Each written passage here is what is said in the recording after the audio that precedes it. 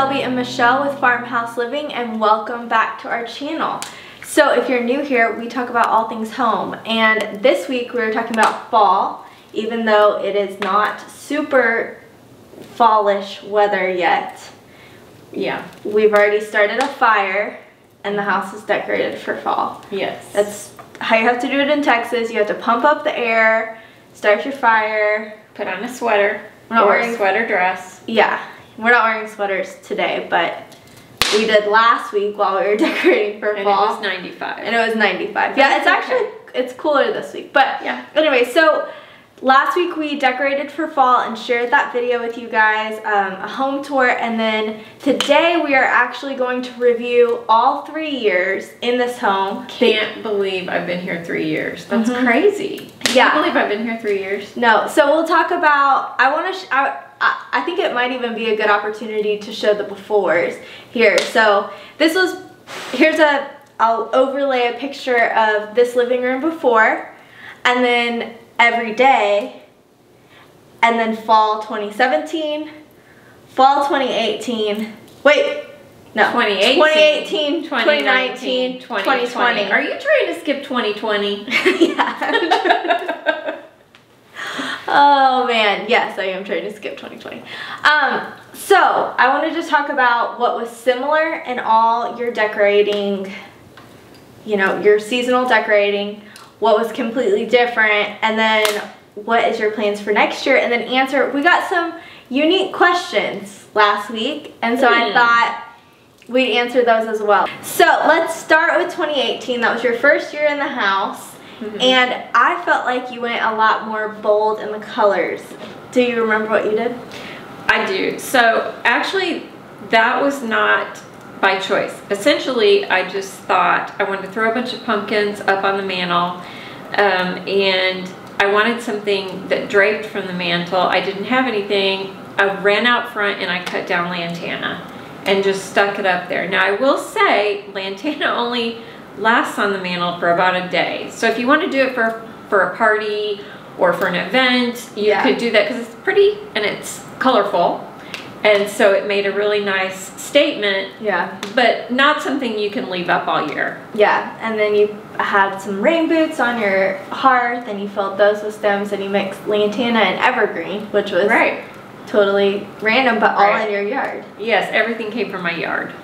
Okay, so 2019, I feel like you went everything was warm. This was when the pampas grass started being a trend, but we didn't know that you could get it for free, so we bought the stems at Pier 1. But they are different and they look really nice. Yes, and they're taller, and so we did enjoy that. It was worth the spend. And I would say that particular style might be boring to some people because I literally took dried leaf stems from the yard and stuck them in an amber vase, and that was it. That was it. That's all we did. Well, you did also in the living room, you did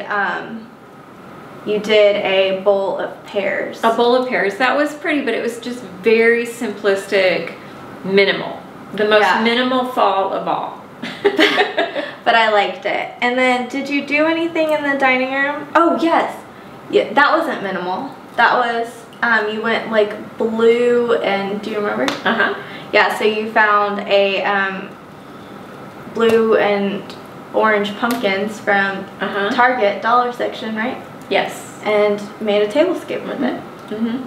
Yeah, so that was fun. Then you've just committed kind of to the blue, which we'll talk about in 2020, which I feel like it's almost a mix of 2018 and 2019 because you do have the bold pops of green and then you have the warm tones with the pampas grass and so I'll tell you the most distinguishing factor of every single year, and that is that I change out the mirror on my mantle. Oh yeah, so and it totally changes the entire. But it's never on purpose. No, it just happens. So we sell the mirror. Yeah, so 2018 we needed the mirror for a design client, so she ended up with a round mirror. Yes. And then we purchased a mirror to replace the original mirror. Yes. And then we needed it for a design client, and you bought a vintage mirror. So which is your favorite mirror? The vintage mirror. Yeah. Because it's just warm and homey, and it feels like it's been there forever. Yeah. Like it was meant to be. Well, and I like that it is that Anthropologie, that mirror that everyone's using. It's that style, but it's not the same mirror that everyone has. So you have a different version of that trend, I guess you would say. Right. Well, I will tell you, so back to 2020, the one thing that I do feel like is different about your house fall 2020 is I feel like it's the first time that your dining room is actually complete.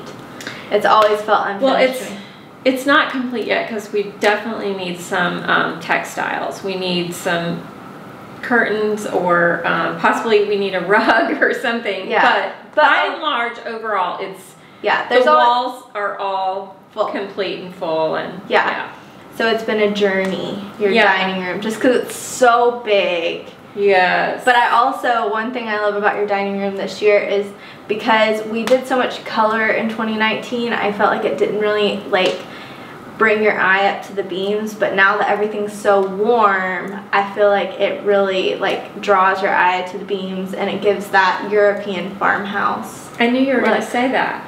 Yeah. Do you feel? Yes, I love European farmhouse. And if I was going to build a house today, I asked myself, would I be more European farmhouse or modern farmhouse? Because I love them both. And while you can mix them, I'm like, which would I lean toward? You know? I would be European. Yeah, probably. Because I feel like it's forever. But we digress. So I'm going to go ahead and ask the question since we've reviewed 2018, 2019, and 2020. These are the questions that we got about your seasonal decor this year. Okay, so the first question is, do you constantly replace everything throughout the season? No. Do I? Well, I think it depends on the stems. Like the pampas grass, so if you didn't know, if you didn't watch the video from last week, we cut them from the side of the road, and they're those like tan, feathery looking stems that are next to the fireplace and also in the dining room, and those will last forever. You spray them with hairspray and they stop shedding, and those are not something that you have to change out regularly. Though I do move them into the boho bedroom. Yeah. I don't leave them on the fireplace. Yeah, they're not always a seasonal decor. They can go boho, they can go a lot of different ways, but we like to decorate with them in the fall to bring some warmth in a room. Those will last forever. But your evergreen, or your sorry, not your evergreen, your eucalyptus has already gone to the Now you can leave it out. It's beautiful when it's dry. It was just bothering me for some reason. I decided to take it down. I like a more clean look, and I think that's why.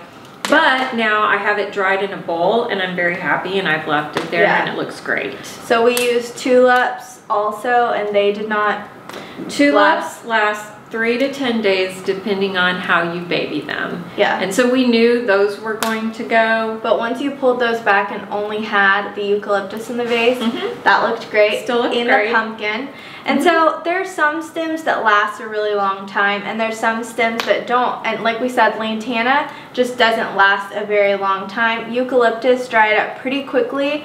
The eucalyptus stems in the water, those will last a really long time. Right. So you're just gonna have to kind of trial and error it. We've found that especially in the winter time when we pull out evergreen and make garlands with those or toss those up on the mantle, those will last the entire season. Right.